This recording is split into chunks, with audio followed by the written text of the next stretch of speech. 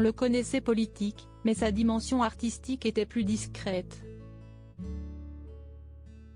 Dans un portrait qui lui a été consacré le mercredi 30 novembre chez nos confrères de Libération, le président du Conseil constitutionnel est revenu non pas sur sa carrière politique mais sur une de ses passions dont il ne parle que très peu, l'art et la peinture.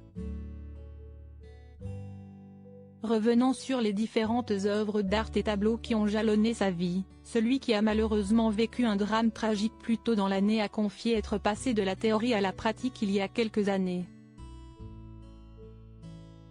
Le père de Thomas et Victor a ainsi révélé être lui-même devenu peintre il y a 7-8 ans, juste avant de rejoindre le Conseil constitutionnel.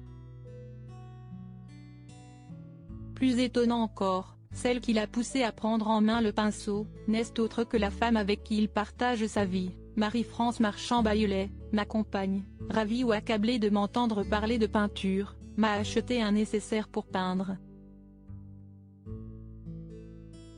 Au début, c'était très mauvais, a reconnu celui qui a également admis être fan d'un télécrochet.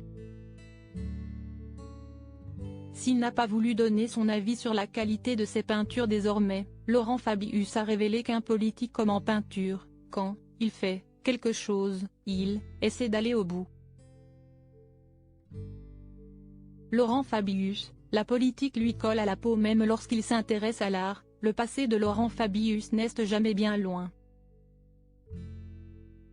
Sa marotte actuelle au point d'y avoir consacré tout un livre aux allures universitaires concerne les polyptyques, soit un ensemble de panneaux peints, qui peuvent ou non se lire ensemble. Mais lorsqu'il en parle avec son entourage, celui à qui on a prêté une relation avec Carla Bruni dans les années 90 s'amuse de leur confusion. Ne faites pas l'erreur de certains de mes amis qui disent « Encore un livre sur les politiques ?» Un imbroglio sonore qui confirme que l'ancien Premier ministre n'a jamais vraiment fini avec sa vocation étatique. Crédit photo, Cyril Moreau.